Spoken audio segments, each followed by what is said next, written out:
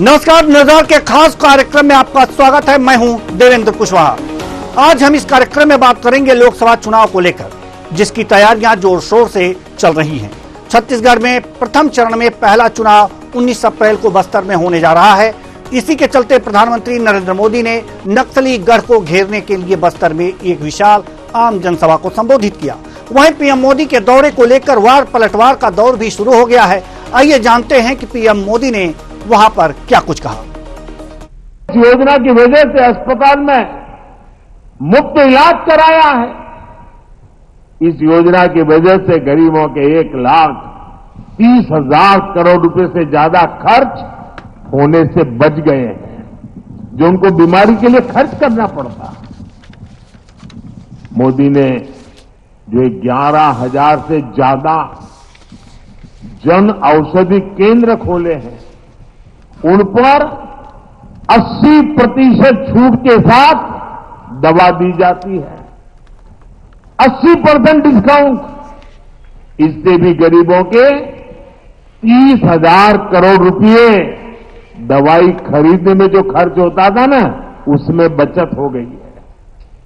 इसलिए ही आज देश का गरीब कह रहा है, खर्च कम कराए, बचत बढ़ाए, बार बार, फिर एक बार, बचत बढ़ाए बार बार, फिर एक बार। छत्तीसगढ़ वासियों ने, बस्तर के मेरे भाई बहनों ने मोदी की गारंटी पर मोहर लगाई है और आज उसी विश्वास से पूरा देश कह रहा है, फिर एक बार, फिर एक बार।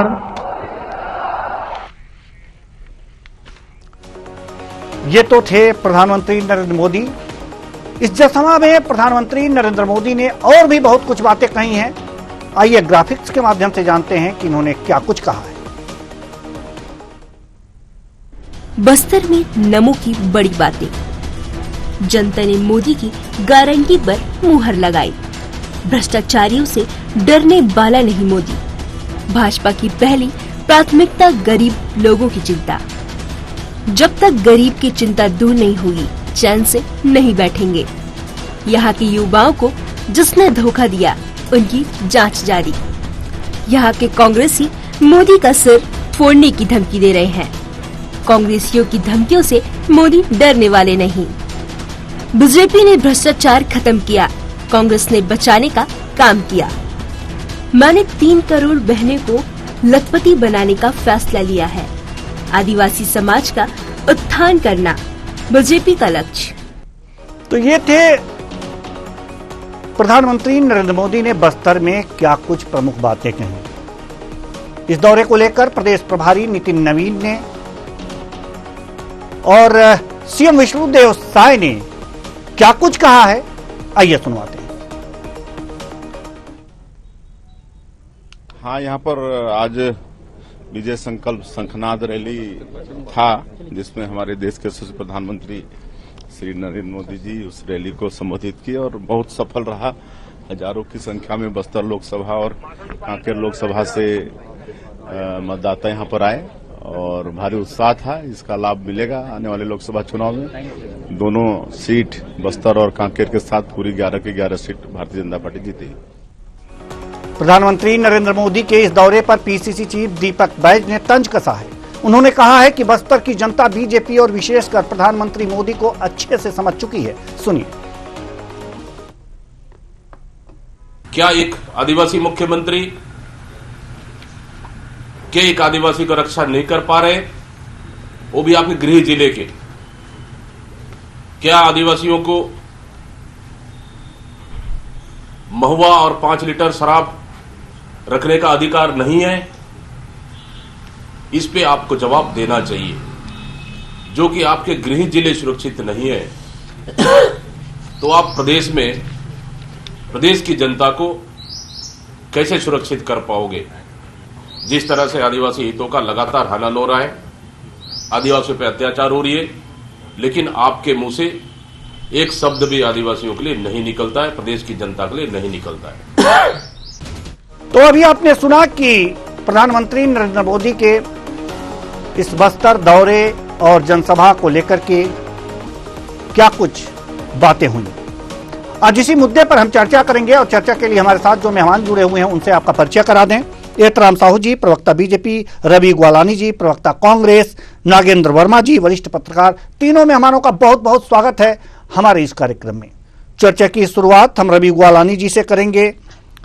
प्रवक्ता कांग्रेस, प्रधानमंत्री नरेंद्र मोदी ने बचत की बात की, भ्रष्टाचार की बात की, भ्रष्टाचार के आरोप लगाए कि जो उनकी सरकार है भ्रष्टाचार खत्म करती है और जो कांग्रेस की सरकार थी वो भ्रष्टाचारियों को बचाने का काम करती है। जी, सबसे पहले भ्रष्टाचार जी, क्या कहेंगे रवि ग्वालानी जी? कुशवाहा जी, देखिए हमारे देश के प्रधानमंत्री जी छत्तीसगढ़ आए हैं। छत्तीसगढ़ की धरती हर एक का स्वागत करती है, लेकिन प्रधानमंत्री जी ने महंगाई के ऊपर बात नहीं की। आज जब 2014 की अगर मैं बात करूं तो 2014 में उन्होंने कहा था कि महंगाई बहुत बढ़ गई है, बहुत हुई महंगाई की मार, अब की बार मोदी सरकार, ये उनके नारे थे। लेकिन 10 वर्षों में देखिए इन्फ्लेशन रेट कहां से कहां पहुंच चुका है। इन्होंने डॉलर की बात नहीं की, इन्होंने कहा था कि हम डॉलर कंट्रोल कर लेंगे। आज डॉलर 90 रुपए के आसपास पहुंच रहा है, बात नहीं की। इन्होंने कहा था कि हम जो है क्रूड ऑयल कंट्रोल कर लेंगे, हम लोग जो है पेट्रोल जो है वो 40 रुपए मिलना शुरू हो जाएगा। क्या हुआ? पेट्रोल 100 रुपए क्रॉस हो गया। इन्होंने बड़ी बड़ी बातें कही थी महिलाओं से कि रसोई गैस कम करेंगे, 1200 रुपए से ऊपर चला गया। इन्होंने कहा था 15 लाख रुपए एक एक व्यक्ति के खाते में आएंगे। आना तो छोड़िए, पता नहीं कितना आया, क्या हुआ, किसी के पास कोई आंकड़ा नहीं है, कोई जानकारी नहीं है। और उल्टा जो लोग यहाँ पे भ्रष्टाचार किए थे वो देश छोड़ के भाग गए, उन लोग को संरक्षण से बाहर निकालने का काम अगर किसी ने किया है तो मोदी सरकार ने किया है। 2014 में इन्होंने कहा था एक एक साल में हम 2 करोड़ युवाओं को नौकरी देंगे। 10 साल में 20 करोड़ युवा होते हैं। मैं ये तो नहीं कहता कि इन्होंने 2 करोड़ लोगों को दिया कि नहीं दिया, भूल जाओ, कम से कम इतना तो बता दो कि कितने लोगों को नौकरी मिली। कोई आंकड़ा नहीं है। बड़े बड़े विकास की बात कर रहे हैं, लेकिन स्थिति क्या है हमारे देश में? बस्तर में नगरनार प्लांट को बेचने का काम मोदी सरकार कर रही है। एक एक करके सारे सरकारी संस्थान बेच रहे हैं। जब से इनकी सरकार हमारे प्रदेश में आई है, आप देखिए नक्सल गतिविधि बढ़ गई है। जब इनकी सरकार थी तो वहां चलते हुए स्कूल बंद हो गए थे, उसको वापस चलिए, ये सारी चीजें हैं जो आप जनता से कहिएगा। तो ये सारी चीजें हैं रवि ग्वालानी जी। हम भ्रष्टाचार पे आपसे सवाल किए हैं, भ्रष्टाचार की बात उन्होंने उठाई है कि भ्रष्टाचार मोदी सरकार खत्म कर रही है और कांग्रेस जो है उसकी संरक्षण देती रही है। इस पे आपका क्या कहना है? आपने इतनी लंबी चौड़ी बातें कही, ये मुद्दे हैं, जनता के बीच जाके कहिएगा जी। भ्रष्टाचार पे क्या? भी आ रहा हूं। भ्रष्टाचार की बात हो रही है। मैं पूछना चाहूंगा आदरणीय प्रधानमंत्री जी से कि जब इनकी सरकार थी 2018 के पहले, तो इनके ही एक बहुत बड़े नेता, मैं नाम नहीं लूंगा, उनके ऊपर पनामा पेपर में उनका नाम आया था। मैं पूछना चाहता हूं क्या हुआ। मैं पूछना चाहता हूं कर्नाटक में येदुरप्पा जी जिनके खिलाफ इतने सारे भ्रष्टाचार के केसेस थे, रेड्डी ब्रदर्स जिनके खिलाफ इतने सारे केसेस थे, उनका क्या हुआ? कुछ भी नहीं। भ्रष्टाचार के लिए क्या सिर्फ विपक्ष की पार्टियां ही कर रही हैं? क्या भ्रष्टाचार के लिए जितनी भी जांच एजेंसियां हैं वो विपक्ष की पार्टियों का ही जांच करेंगी? इनकी सारी की सारी क्या पार्टी और क्या सारे के सारे नेता पाक साफ हैं? जब महाराष्ट्र से बड़े नेता जिनके खिलाफ ये खुद कहते हैं कि वो उनके लिए इतना भ्रष्टाचार किया है, जब वो चेंज करके इनकी पार्टी में आ जाते हैं तो क्या वो पाक साफ हो जाते हैं? उनके खिलाफ कोई कार्यवाही नहीं होती? ये किस प्रकार के भ्रष्टाचार की बात हो रही है? पहले थोड़ा सा खुलासे से उस पर बात कर ली जाए। चलिए ठीक है, एतराम साहू जी जवाब दीजिए। पनामा पेपर में किसी खास व्यक्ति का नाम आया था, उसका क्या हुआ? कर्नाटक में येदुरप्पा जी का क्या हुआ? रेड्डी ब्रदर्स का क्या हुआ? ये सारे प्रश्न जो हैं रवि ग्वालानी जी कर रहे हैं। अगर भ्रष्टाचार पे इसी तरह से लगाम लगा रही है सरकार, तो इन लोगों का क्या हुआ जिन पर भ्रष्टाचार के आरोप थे? देवेंद्र जी नमस्कार। जी नमस्कार। और रवि जी, नागेंद्र जी और सारे दर्शकों को मेरा नमस्कार। देवेंद्र जी, कांग्रेस मुद्दा विहीन है और देश की जनता को हर बार भटकाने का प्रयास करती है। विगत 10 वर्ष के कार्यकाल में, मोदी जी के कार्यकाल में इस हिंदुस्तान में क्या हुआ वो किसी से छिपा नहीं है। हर वर्ग के लिए मोदी जी ने काम किया, चाहे गरीब कल्याण, महिला सशक्तिकरण, युवा उत्थान, किसान सम्मान, हर वर्ग के लिए काम किया। अब भ्रष्टाचार पे बताइए, भ्रष्टाचार पे बताइए। प्रधानमंत्री नरेंद्र मोदी ने जो बातें कही हैं, उसके बाद से रवि गोवालानी जी ने जो बातें कही कि इन लोगों का क्या हुआ। देवेंद्र जी, इन 10 साल के कार्यकालों में कांग्रेस हमारे किसी भी केंद्र के मंत्री के ऊपर कोई भी 1 रुपये का भ्रष्टाचार का आरोप नहीं लगा सकी। और वो जो बार बार रात अलापती है, इनको भाजपा में आया तब इनके लिए छोड़ दिए, उसको वो भ्रष्टाचार था उसको छोड़ दिए। देखिए, उनके ऊपर अगर कोई आरोप लगा है, ईडी की कोई कार्रवाई हुई है, तो वो कार्रवाई रुकी नहीं है। और कोई भी न्यायालय में किसी के ऊपर कोई प्रकरण चलता है, न्यायालय में प्रकरण जाने के बाद कोई भी कितना भी पावरफुल व्यक्ति उस प्रकरण को रोक नहीं सकता। उनके कांग्रेस के जो भी नेता है, कार्यकर्ता कांग्रेस के रीति नीति से संतुष्ट नहीं होकर भाजपा के रीति नीति से प्रभावित होकर अगर भारतीय जनता पार्टी में आ रही है, तो इसमें कांग्रेस का दोष है, भारतीय जनता पार्टी का दोष नहीं है। हम आने वाले मेहमानों का स्वागत करते हैं, पर ऐसा नहीं है कि भारतीय जनता पार्टी में आ जाने के बाद वो अगर कोई उनके ऊपर गुनाह रहा, गुनाह कम हो गया या गुनाह पूरा धुल गया। जिस भ्रष्टाचार की आप लोग बात करते हैं, अब सुनिए, ठीक है, जिस भ्रष्टाचार की बात करते हैं, बीजेपी बात करती है, कांग्रेस बात करती है, ट्रांसपेरेंसी इंटरनेशनल ने जो रिपोर्ट जारी की है, अब हम उसकी बात करेंगे। इसमें साफ है, इतना कुछ कहने की जरूरत और समझने और समझाने की जरूरत नहीं है। इसमें साफ ये बातें लिखी हैं, 2006 से 7 तक की स्थिति में सुधार आई, कांग्रेस की सरकार रही। 2013 में स्थितियां खराब हुई। 2013 में 94वें नंबर पर भारत था विश्व के देशों में। अब आइए, अब जरा बीजेपी की भी बात कर लें। बीजेपी की अगर जो हम बात करें, जो कि भ्रष्टाचार पर इतनी बातें करती हैं, कार्रवाई कर रही हैं, तो इनमें एनडीए सरकार की मैं बात कर रहा हूं, 15 से 18 में स्थिति स्थिर रही। 2015 से 18 तक स्थिति स्थिर रही है और 2020 के बाद हालात बिगड़े हुए हैं। किस भ्रष्टाचार की बात बीजेपी कर रही है, जरा हमें यह बताइए। कम करने की बात 2023 में 93वें स्थान पे है, यह मानता हूं कि 13 जो 2013 से एक देश से कम हुए हैं आप, 2023 में 93वें स्थान पे हैं। किस कमी की बात करते हैं आप लोग? एहतराम साहू जी, आपसे सवाल है। हाँ, वही बोल रहा हूँ देवेंद्र जी। इन 10 सालों में हमारे किसी मंत्री या हमारे किसी मंत्री के विभाग के ऊपर भ्रष्टाचार का आरोप पर कोई भी हम पूरे देश की बात कर रहे हैं सर, आप सिर्फ पार्टी नहीं है। अगर भ्रष्टाचार इस देश में है तो पूरे दुनिया को प्रभावित करता है। भ्रष्टाचार पर सिर्फ बातें नहीं होनी चाहिए, काम भी होना चाहिए और रिपोर्ट भी आप लोगों को आपके पास होनी चाहिए भ्रष्टाचार पे बात करने के लिए। भ्रष्टाचार पे बात कर रहे हैं आप लोग, दोनों पार्टियों की बात मैं कर रहा हूं। कहीं कम नहीं हुआ है भ्रष्टाचार, कहीं कम नहीं हुआ है। जब ईडी कार्रवाई करती है देवेंद्र जी, तो विपक्ष हंगामा क्यों करता है? भ्रष्टाचार चाहे कोई भी करे, भ्रष्टाचारियों के ऊपर अगर कार्रवाई होती है तो उनको भी कंधा में कंधा मिला के चलना चाहिए बीजेपी के साथ कि भ्रष्टाचारी के ऊपर। तो बात तो ये भी है ना सर, बात तो ये भी है कि कर्नाटक में येदुरप्पा जी पर कार्रवाई हुई, येदुरप्पा जी पर कार्रवाई हुई, कहां जेल में है? क्या जेल में है? केजरीवाल तो जेल में है, येदुरप्पा जी जेल में है।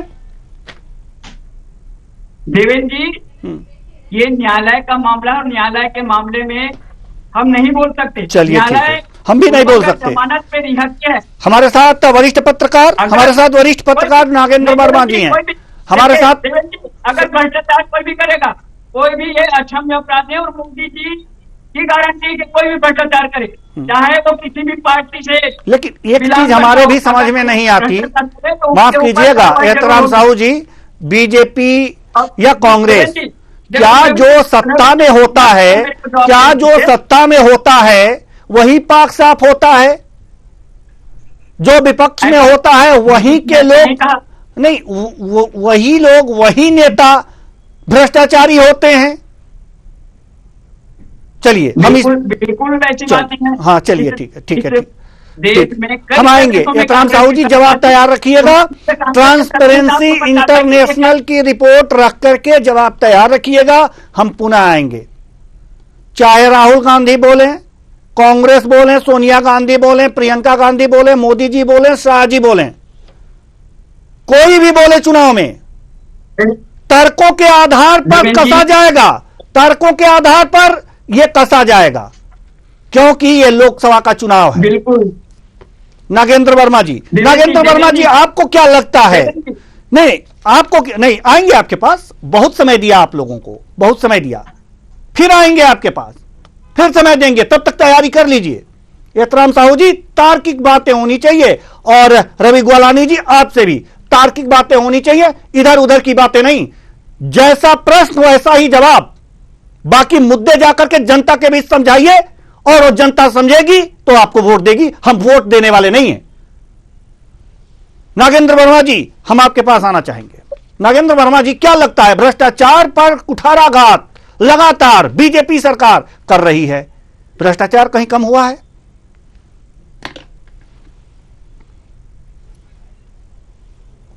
बहुत महत्वपूर्ण जब लोकसभा चुनाव में प्रथम चरण में बस्तर जो सीधे साधे वनवासियों का क्षेत्र है, वहां से उन्होंने दिल की बात कही है। उन्होंने भ्रष्टाचार को फोकस किया है, उससे किसी पार्टी की बात नहीं है, बात है सिर्फ भ्रष्टाचार। और बस्तर एक ऐसा क्षेत्र है जहाँ लोगों के हितों की हमेशा उपेक्षा की गई, विकास से हमेशा ये दूर रहा है, और उसका सिर्फ एक ही कारण रहा है भ्रष्टाचार।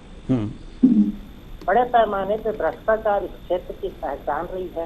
आज भाषण में उन्होंने इस बात का उल्लेख भी किया, किस तरीके से यहाँ 1 रुपया आके जमीन तक पहुँचते 15 पैसे में बदल जाता है। तो अब उस स्थिति को उन्होंने बदलने की भी बात कही। उन्होंने कहा कि सारी चीजें अब हम ट्रांसपेरेंट कर दे रहे हैं, लोगों के पास ऑनलाइन पैसा आ रहा है, तो बिचौलिए जो है वो खत्म हो रहा है। ये चीजें जो है वो बहुत महत्वपूर्ण है। अब बदलता हुआ बस्तर उन्होंने एक और चीज कही, आदिवासियों के उत्थान की बात कही। पूर्व सांसद स्वर्गीय बलिराम कश्यप वो हमेशा आदिवासियों के हितों की बात करते हैं, इसीलिए वो इस क्षेत्र के लोकप्रिय नेता है। उन्होंने कांग्रेस के हाथों से इसको छीन सिर्फ अपनी मेहनत से और लोगों के बीच जोड़, तो कहीं न कहीं जनाधार जो है, इसी जमाने में बस्तर जो था जिससे कांग्रेस का वर्चस्व हुआ करता, वो धीरे धीरे खत्म हुआ। भ्रष्टाचार की बात अगर करें, इस क्षेत्र में आप देखिए किसी भी मुद्दे पे जाइए, चाहे वो यहाँ के निर्माणों की बात हो, चाहे यहाँ के लोगों के हित की बात हो, या सरकारी योजनाओं के बेहतर क्रियान्वयन की बात हो, सब में भ्रष्टाचार की चाशनी पूरी तरीके से पगी हुई है हर क्षेत्र में। तो कोई भी क्षेत्र अछूता नहीं है। दूसरी चीज आपने कही थी, किसी भी पार्टी का नेता हो, भ्रष्टाचार के मामले में तमाम में सभी नंगे हैं, कहीं न कहीं सबसे दाग लगेगा, कोई बच नहीं सकता, क्योंकि सिस्टम इन्होंने ऐसा किया है कि ज्यादातर सरकारी विभागों में ऐसे लोगों को यहाँ पे पोस्टेड किया गया है जो एक तरीके से भ्रष्टाचार की पाइपलाइन, और इसको लेके हमेशा सवाल उठता रहा है, लेकिन इस पे कभी, इस दिशा पे कभी विचार ही नहीं किया। आज भी देखिए देश की आजादी के इतने साल बाद क्षेत्रों में राज्य निर्माण के बाद अब सड़कें बननी शुरू हुई, और वो भी तब जब सुरक्षा बलों की निगरानी में। उस सड़क निर्माण के दौरान भी बहुत सारे जवानों ने अपनी जीवन की बलि चढ़वा दी है, तब जाके सड़कें धीरे धीरे बढ़ती है। बहुत सारे गांव हैं जिनके बीच बहती नदियां जो है उससे पुल नहीं है, लेकिन खाइलों में तो पुल रहे। के ऐसे काम आपको पुराने दिखेंगे, काफी पहले लोगों के मनरेगा के काम पे काम दिखा दिया गया, लेकिन वहाँ काम नहीं हुआ। और पीछे अतीत में जाए 30-40 साल 35 साल पहले तो गांव में ये बताया गया कि कुएं खुदवाए गए हैं, तालाब खुदवाए गए हैं, लेकिन वहाँ इस तरीके की कोई चीज नहीं, क्योंकि इसकी कोई मॉनिटरिंग होती ही नहीं। कोई अबूझमाड़ में जिस जंगल में कोई जाना ही नहीं चाहता था, और सारी चीजें कागजों पे होती थी और सीधे संदेशों की खेती होती जी। तो भ्रष्टाचार का तो सबसे बड़ा गढ़ जो है वो ये वनवासी प्रांत ही रहा। लेकिन अब सोशल मीडिया के आने से, राज्य के छोटे होने से, बहुत से ईमानदार अधिकारियों की यहाँ पर तैनाती से जो मुझे लगता है कि सजा के चलिए ठीक है, हम आपके पास आएंगे जी। आपके पास रवि ग्वालानी जी, दीपक बैद जी ने एक बात कही है कि आदिवासियों को शराब और लहन रखने का अधिकार क्यों नहीं है, यह आदिवासियों के साथ अन्याय है। हमें जहां तक पता है कि जितनी मेरी जनरल नॉलेज है उसके अनुसार गांधी के आदर्शों पे चलती है कांग्रेस पार्टी। अगर मैं गलत हूं तो टोक दीजिएगा रवि ग्वालानी जी। देखिए कुशवाहा जी, हाँ, गांधी जी के जी, अभी हमारा प्रश्न पूरा नहीं हुआ। अगर गलत हूं तो टोकिएगा। गांधी जी के आदर्शों पे चलती है ना पार्टी। गांधी जी ने कहा था कि शराब शरीर और आत्मा का नाश करती है। सर, क्या ये दीपक बैद जी की बातें और उनकी ये जो स्लोगन ही मान लेते हैं, उनके आदर्श मान लेते हैं, वाक्यांश मान लेते हैं गांधी जी ने, क्या ये मेल खाती है क्या? देखिए कुशवाहा जी, हमारी पार्टी गांधी जी के आदर्शों पर शुरू से चलती रही है, इस पर कोई दहमत ही नहीं है। हमारे 60 वर्ष हमने देश में सेवा की, और हमने जितने भी पैरामीटर्स थे, जहां जहां भौगोलिक स्थिति थी, वहां के अनुसार वहां के जगह पे वो चीजें दी है। दीपक बैद जी एक आदिवासी नेता है, युवा है, तेज तर्रार है, बस्तर से आते हैं। उन्होंने बस्तर की संस्कृति, बस्तर की जो वहां की विचारधारा है, और जो बस्तर में आदिवासी भाई बहनों की जो परंपराएं हैं, उसके अनुरूप उन्होंने एक बात कही है। आज अगर कोई भी बात को आप देखेंगे, समझेंगे, तो सिर्फ एक लाइन के बेस पे किसी भी बात का मीनिंग नहीं निकाल सकते। बहुत सारी दूसरी चीजें भी रहती है। आदिवासी समाज में बहुत सारी परंपराएं फलती और फूलती रही हैं, इतिहास रहा है। जैसे जैसे आदिवासी समाज जो है वो मुख्य धारा से जुड़ा है, तो कई सारी उनकी परंपराएं समय के हिसाब से बदली है, लेकिन कोई भी परंपरा, कोई उनकी प्रैक्टिस देवेंद्र जी एकाएक नहीं बदलती। हमें पहले उनके बीच में ढलना पड़ता है और उन्हें मुख्य धारा में लाना पड़ता है। जब तक के आप आदिवासियों का कॉन्फिडेंस नहीं जीतेंगे, वो आपकी बात कैसे समझेंगे। अंडमान में भी आदिवासियों की स्थिति बहुत ज्यादा अलग टाइप की है। अंडमान की बात छोड़ दीजिए, छत्तीसगढ़ में रहिए, छत्तीसगढ़ में रहिए, छत्तीसगढ़ की बात हम लोग कर लें, पूरे भारत की बात तो बाद में कर लेंगे।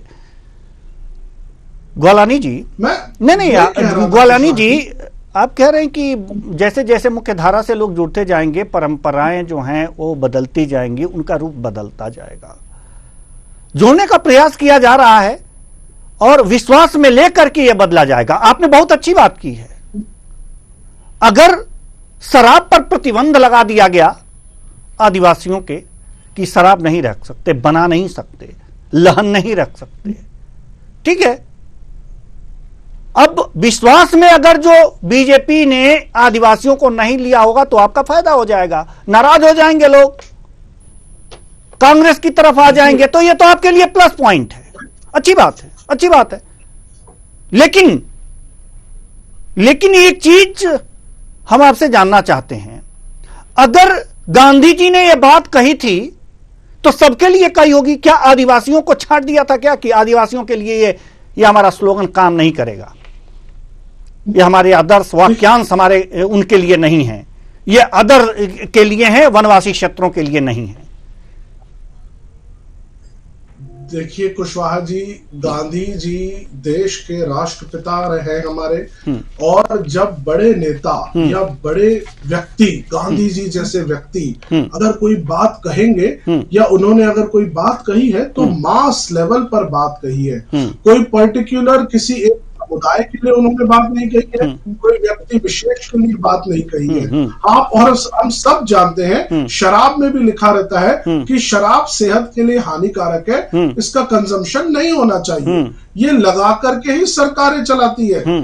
हम इस बात को ब्रॉड वे में समझना पड़ेगा कि किसी पर्टिकुलर समाज का, पर्टिकुलर सोसाइटी का कल्चर क्या है, वहां का रहन सहन कैसा है, उनका उठना बैठना कैसा है। जब तक कि आप उनके बीच में नहीं जाएंगे आप नहीं समझ पाते, या आपको समझने के लिए पहले उनके बीच में जाना पड़ता है। गांधी जी की बात से हम बिल्कुल अगेंस्ट नहीं है, वो चीज हम प्रयास किए हैं, कई जगह देखिए शराबबंदियां भी हुई है, तो धीरे धीरे कोई अच्छे वाक्य, अच्छे विचारक जब करते हैं तो सोसाइटी में परिवर्तन आता है, लेकिन कई बार समय भी लग जाता है, परिवर्तन एकाएक नहीं आ पाता। दीजिए ना, एकाएक बीजेपी कर रही है, करने दीजिए, एकाएक बीजेपी कर रही है, गांधी जी के नहीं, गांधी जी के आदर्शों की बात कर रही है बीजेपी। अगर जो कहीं शराब पे प्रतिबंध लगा दिया तो आदर्शों की बात तो कर ही रही है, कहीं तो की, छोड़िए, रहने दीजिए इस बात को। एतराम साहू जी, हमारे पास समय कम है, सवाल यहां पर यह है कि लोगों की परंपराओं का ध्यान नहीं रखा जाता बीजेपी द्वारा, जबरदस्ती किसी नियम कायदे को थोप दिया जाता है, ऐसा रवि ग्वालानी जी कह रहे हैं। आदिवासियों को जो शराब रखने का अधिकार है यह खत्म कर दिया गया, जबरदस्ती थोपा गया है। क्यों? परंपराएं क्यों तोड़ी जा रही हैं? देवेंद्र जी, कांग्रेस की जब सरकार थी 2018 से, तब शराबबंदी की बात इन्होंने किया था, कांग्रेस की सरकार ने किया था, तब उनको आदिवासी समाज नहीं दिखा था। शराब एक सामाजिक बुराई है और उससे सबको बचना चाहिए, और शराब के पक्ष में उनके प्रदेश के अध्यक्ष का यह बयान बड़ा हास्यास्पद बयान है। चलिए, कांग्रेस किस आधार पर बात करती है? 77 साल के आजादी में अधिकतर समय इस पूरे देश में कांग्रेस का सरकार रहा, और कांग्रेस ने उन आदिवासियों के, उन गरीबों के लिए, उन किसानों के लिए, उन युवाओं के लिए क्या किया, ये उनको सोचना चाहिए। परंपराओं को जीवित रखने का काम कर रही है बीजेपी या नहीं? कांग्रेस और उन परंपराओं में शराब आती है कि नहीं, हमें यह बताइए सर। देवेंद्र जी, एक बार फिर आवाज में जी, मैं ये पूछना चाहता हूं कि बीजेपी परंपराओं को जीवित रखना चाहती है या नहीं, और उन परंपराओं में आदिवासियों को शराब रखना आता है कि नहीं, यह बताइए। परंपराओं के विपरीत भारतीय जनता पार्टी नहीं है, यही चीज तो बोल रहा हूँ देवेंद्र जी। अगर शराब को हम सामाजिक बुराई बोलते हैं तो किसी एक वर्ग के लिए क्या वो सामाजिक बुराई? बिल्कुल सही बात आपने कही, बिल्कुल सही बात। सामाजिक बुराई नहीं, उनको आदिवासियों को इसी तरह दिग्भ्रमित करके कांग्रेस अपना वोट बैंक बनाती रही। आज आदिवासी समाज समझ गए, आदिवासी समाज की अगर इतनी चिंता होती देवेंद्र जी इनको, तो 12 आदिवासी समाज के मात्रा के त्रुटि के कारण नहीं बचते। ठीक है सर, ठीक है, समय कम है इसलिए हम आपको रोक रहे हैं, आपकी मूल बातें समझ में आ गई। जल्दी से थोड़े से शब्दों में हम चाहेंगे कि नागेंद्र वर्मा जी अपनी बात रखें कि शराब और महात्मा गांधी दोनों की बातें, अगर कांग्रेस कहती है कि इनको शराब का हक है, रखने का हक है, और महात्मा गांधी जी ने कहा कि शराब आत्मा और शरीर दोनों का नाश करती है, तो वास्तव में क्या वो पार्टी गांधी के आदर्शों पे चल रही है, हां या ना? जल्दी से सर।